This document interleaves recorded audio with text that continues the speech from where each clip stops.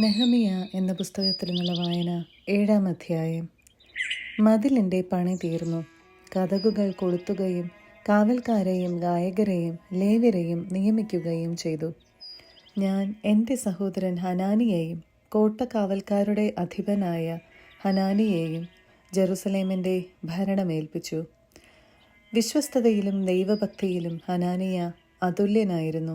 ഞാൻ അവരോട് പറഞ്ഞു, വെയിൽ മൂക്കുന്നതുവരെ ജെറുസലേമിൻ്റെ കവാടങ്ങൾ തുറക്കരുത്. കാവലുള്ളപ്പോൾ തന്നെ വാതിലുകൾ അടച്ചു കുറ്റിയിടണം. ജെറുസലേം നിവാസികളെ ആയിരിക്കണം കാവൽക്കാരായി നിയമിക്കുക.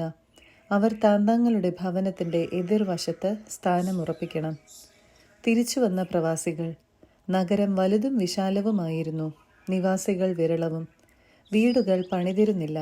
ശ്രേഷ്ഠന്മാരെയും നായകന്മാരെയും ജനത്തെയും വിളിച്ചുകൂട്ടി അവരുടെ വംശാവലി തയ്യാറാക്കുവാൻ ദൈവം എന്നെ പ്രേരിപ്പിച്ചു. ആദ്യം മടങ്ങി വന്നവരുടെ വംശാവലി ഗ്രന്ഥം ഞാൻ കണ്ടെത്തി. അതിൽ ഇപ്രകാരം എഴുതിയിരുന്നു: ബാബിലോൺ രാജാവായ നബുക്കദ്നേസർ പിടിച്ചുകൊണ്ടുപോയവരിൽ സ്വനഗരങ്ങളിൽ മടങ്ങിയെത്തിയവർ. അവർ ജെറുസലേമിലും യൂദായിലെ നഗരങ്ങളിലും മടങ്ങിയെത്തി. സെറുബാബേൽ, യശുവ, നെഹമിയ, അസറിയ, റാമിയ, നഹമാനി, മൊർദെക്കായ്, ബിൽഷാൻ, മിസ്പേരത്ത്, ബിഗ്വായി, നെഹും, ബാന എന്നിവരുടെ നേതൃത്വത്തിലാണ് അവർ വന്നത്. ഇസ്രായേൽ ജനത്തിൻ്റെ കണക്ക്. പരോഷ് കുടുംബത്തിൽ 2172, ഷെഫാത്തിയ കുടുംബത്തിൽ 372, ആര കുടുംബത്തിൽ 652. പഹാത്ത് മൊവാബ് കുടുംബത്തിൽപ്പെട്ട യശുവായുടെയും യോവാബിൻ്റെയും സന്തതികളായി 2818. ഏലാം കുടുംബത്തിൽ 1254. സാത്ത് കുടുംബത്തിൽ 845. സക്കായി കുടുംബത്തിൽ 760. ബിന്നൂയി കുടുംബത്തിൽ 648. ബേബായി കുടുംബത്തിൽ 628. അസ്ഗാദ് കുടുംബത്തിൽ 2322. അദോനിക്കാം കുടുംബത്തിൽ 667. ബിഗ്വായ് കുടുംബത്തിൽ 2067. ആദിൻ കുടുംബത്തിൽ 655. ആതേർ എന്നറിയപ്പെടുന്ന ഹെസക്കിയായുടെ സന്തതികൾ 98. ഹാഷും കുടുംബത്തിൽ 328. ബസായി കുടുംബത്തിൽ 324. ഹാരിഫ് കുടുംബത്തിൽ 112. ഗിബയോൻ കുടുംബത്തിൽ 95. ബേത്ലഹേമിലെയും നെത്തോഫായിലെയും പുരുഷന്മാർ 188. അനാത്തോത്തിലെ പുരുഷന്മാർ 128. ബേത്ത് അസ്മാവത്തിലെ പുരുഷന്മാർ 42. കിരിയാത്ത് യയാറിം, കെഫീറ, ബേറോത്ത് എന്നിവിടങ്ങളിലെ പുരുഷന്മാർ 743. റാമായിലെയും ഗേബായിലെയും പുരുഷന്മാർ 621. മിക്മാസിലെ പുരുഷന്മാർ 122. ബത്തേലിലെയും ആയിയിലെയും പുരുഷന്മാർ 123. മറ്റേ നെബോയിലെ പുരുഷന്മാർ 52. മറ്റേ ഏലാം കുടുംബത്തിൽ 1254. ഹാറിം കുടുംബത്തിൽ 320. ജെറീക്കോ കുടുംബത്തിൽ 345. ലോദ്, ഹദീദ്, ഓനോ എന്നിവരുടെ സന്തതികൾ 721. സേനാ കുടുംബത്തിൽ 3930. പുരോഹിതന്മാർ. യശുവ കുടുംബത്തിൽ യദായായുടെ സന്തതികൾ 973. ഇമ്മർ കുടുംബത്തിൽ 1052. പാശൂർ കുടുംബത്തിൽ 1247. ഹാരിം കുടുംബത്തിൽ 1017. ലേവ്യർ. ഹോദവ കുടുംബത്തിൽ യശുവയുടെയും കദ്മിയേലിൻ്റെയും സന്തതികൾ 74. ഗായകർ. ആസാഫ് കുടുംബത്തിൽ 148. വാതിൽ കാവൽക്കാർ ശല്ലൂം, ആതെർ, തൽമോൻ, അക്കൂബ്, ഹത്തീത്ത, ഷോബായ് എന്നിവരുടെ സന്തതികൾ 138. ദേവാലയ ശുശ്രൂഷകർ.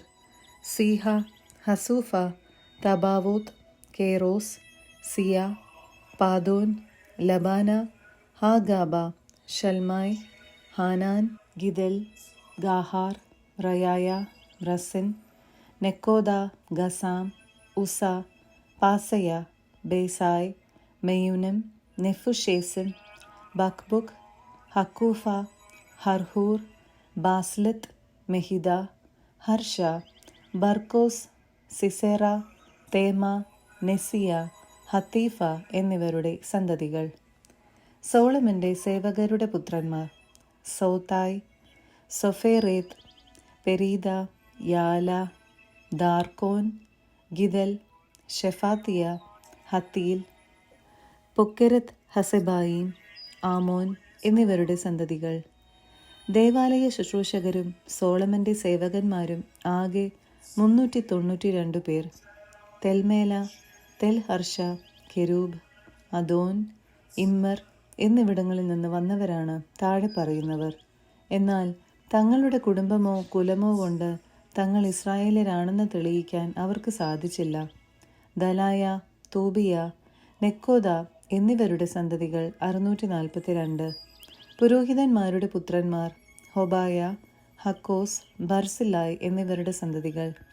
ബർസില്ലായ് കുടുംബക്കാരുടെ പൂർവികൻ ഗിലയാദുകാരൻ ബർസില്ലായിയുടെ പുത്രിയെ വിവാഹം ചെയ്തതിനാലാണ് അവർക്ക് ആ പേര് ലഭിച്ചത്. വംശാവലി പട്ടികയിൽ പേരില്ലാത്തതിനാൽ അവരെ അശുദ്ധരായി കരുതി പുരോഹിത ഗണത്തിൽ ഉൾപ്പെടുത്തിയില്ല.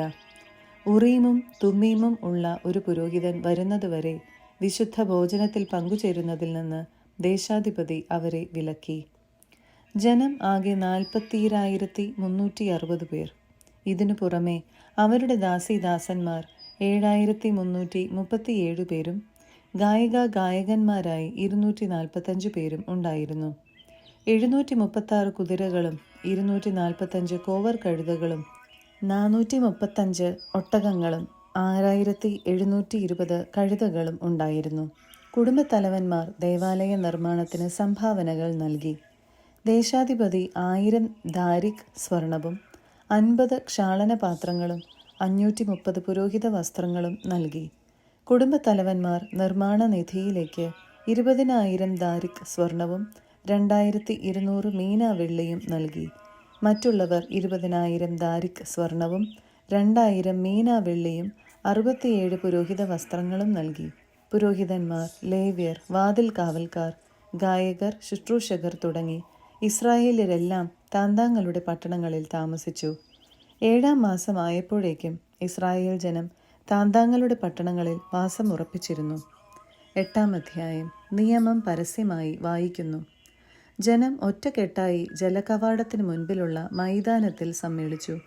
കർത്താവ് ഇസ്രായേലിന് നൽകിയ മോശയുടെ നിയമഗ്രന്ഥം കൊണ്ടുവരാൻ അവർ നിയമജ്ഞനായ എസ്രായോട് ആവശ്യപ്പെട്ടു. 7-ാം മാസം 1-ാം ദിവസം പുരോഹിതനായ എസ്ര സ്ത്രീകളും പുരുഷന്മാരും തിരിച്ചറിവായ എല്ലാവരും അടങ്ങുന്ന സഭയുടെ മുൻപിൽ നിയമഗ്രന്ഥം കൊണ്ടുവന്നു. അവൻ ജലകവാടത്തിന് മുൻപിലുള്ള മൈതാനത്ത് നിന്നുകൊണ്ട് അതിരാവിലെ മുതൽ മധ്യാഹ്നം വരെ അവരുടെ മുൻപിൽ അത് വായിച്ചു. ജനം ശ്രദ്ധാപൂർവം ശ്രവിച്ചു. പ്രത്യേകം നിർമ്മിച്ച തടി കൊണ്ടുള്ള പീഠത്തിലാണ് എസ്ര നിന്നത്. മത്തീത്തിയ, ഷേമ, അനായ, ഉറിയ, ഹിൽക്കിയ, മാസയ എന്നിവർ അവൻ്റെ വലത്തുവശത്തും പെദായ, മിഷായേൽ, മൽക്കിയ, ഹഷും, ഹഷ്ബദാന, സക്കറിയ, മെശുല്ലാം എന്നിവർ ഇടതുവശത്തു നിന്നിരുന്നു. ഉയർന്ന പീഠത്തിൽ നിന്നുകൊണ്ട് എല്ലാവരും കാൺകെ അവൻ പുസ്തകം തുറന്നു. അവർ എഴുന്നേറ്റ് നിന്നു. എസ്ര അത്യുന്നത ദൈവമായ കർത്താവിനെ സ്തുതിച്ചു. ജനം കൈകൾ ഉയർത്തി ആമേൻ ആമേൻ എന്നുദ്ഘോഷിക്കുകയും സാഷ്ടാംഗം വീണ് കർത്താവിനെ ആരാധിക്കുകയും ചെയ്തു. യശുവ, ബാനി, ഷെറബിയ, യാമിൻ, അക്കൂബ്, ശബത്തായി, ഹോദിയ, മാസയ, കെലീത്ത, അസറിയ, യോസാബാദ്, ഹനാൻ, പെലായ എന്നീ ലേവ്യർ സ്വസ്ഥാനങ്ങളിൽ നിന്നുകൊണ്ട് ജനത്തെ നിയമം മനസ്സിലാക്കാൻ സഹായിച്ചു. അവർ ദൈവത്തിൻ്റെ നിയമഗ്രന്ഥം വ്യക്തമായി വായിച്ചു. ജനങ്ങൾക്ക് മനസ്സിലാകും വിധം ആശയം വിശദീകരിച്ചു. നിയമം വായിച്ചു കേട്ട് ജനം കരഞ്ഞു. അപ്പോൾ ദേശാധിപനായ നെഹമ്യായും പുരോഹിതനും നിയമജ്ഞനായ എസ്രായും ജനത്തെ പഠിപ്പിച്ച ലേവ്യരും അവരോട് പറഞ്ഞു, നിങ്ങളുടെ ദൈവമായ കർത്താവിന് ഈ ദിവസം വിശുദ്ധമാണ്. അതിനാൽ ദുഃഖിക്കുകയോ കരയുകയോ അരുത്. അനന്തരം അവൻ അവരോട് പറഞ്ഞു, നിങ്ങൾ പോയി വിഭവസമൃദ്ധമായ ഭക്ഷണവും മധുര വീഞ്ഞും കഴിക്കുക. ആഹാരമില്ലാത്തവന് ഓഹരി കൊടുത്തയക്കുകയും ചെയ്യുക. ഈ ദിവസം കർത്താവിന് വിശുദ്ധമാണ്.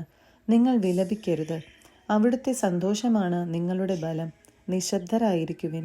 ഈ ദിവസം വിശുദ്ധമാണ്. വിലാപം അരുത് എന്ന് പറഞ്ഞ് ലേവ്യർ ജനത്തെ ശാന്തരാക്കി. കാര്യം ഗ്രഹിച്ച് എല്ലാവരും ഭക്ഷണപാനീയങ്ങൾ കഴിക്കാനും ഓഹരികൾ എത്തിച്ചു കൊടുക്കാനും ആഹ്ലാദിക്കാനും വേണ്ടി പിരിഞ്ഞുപോയി.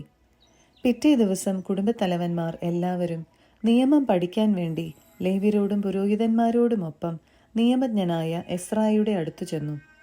7-ാം മാസത്തിലെ ഉത്സവത്തിന് ഇസ്രായേല്യർ കൂടാരങ്ങളിൽ വസിക്കണമെന്നും കുന്നുകളിൽ ചെന്ന് ഒലിവ്, കാട്ടൊലിവ്, കൊളുന്ത്, ഈന്തപ്പന എന്നിവയുടെ ശാഖകൾ കൊണ്ടുവന്ന് എഴുതപ്പെട്ടിരിക്കുന്നതുപോലെ കൂടാരങ്ങൾ നിർമ്മിക്കുക എന്ന് തങ്ങളുടെ പട്ടണങ്ങളിലും ജെറുസലേമിലും പ്രഘോഷിച്ച് അറിയിക്കണമെന്നും കർത്താവ് മോശെ വഴി നൽകിയ നിയമത്തിൽ എഴുതിയിരിക്കുന്നത് അവർ കണ്ടു. അവർ ചെന്ന് അവ കൊണ്ടുവരികയും തങ്ങളുടെ മേൽപ്പുരയിലും മുറ്റത്തും ദേവാലയ അങ്കണത്തിലും ജലകവാടത്തിനും എഫ്രായിം കവാടത്തിനും സമീപമുള്ള മൈതാനങ്ങളിലും കൂടാരങ്ങൾ നിർമ്മിച്ചു. പ്രവാസത്തിൽ നിന്നും മടങ്ങി വന്ന ജനം കൂടാരങ്ങൾ നിർമ്മിക്കുകയും അതിൽ വസിക്കുകയും ചെയ്തു. അവർ വളരെ സന്തോഷിച്ചു. കാരണം നൂനിൻ്റെ പുത്രൻ ജോഷുവയുടെ കാലം മുതൽ അന്നുവരെ ഇസ്രായേൽ ജനം ഇപ്രകാരം ചെയ്തിരുന്നില്ല. ഉത്സവത്തിൻ്റെ ആദ്യ ദിവസം മുതൽ അവസാന ദിവസം വരെ എന്നും അവൻ ദൈവത്തിൻ്റെ നിയമഗ്രന്ഥം വായിച്ചു കേൾപ്പിച്ചു. 7 ദിവസം അവർ തിരുനാൾ ആഘോഷിച്ചു. നിയമമനുസരിച്ച് 8-ാം ദിവസം ഒരു മഹാസമ്മേളനവും ഉണ്ടായിരുന്നു.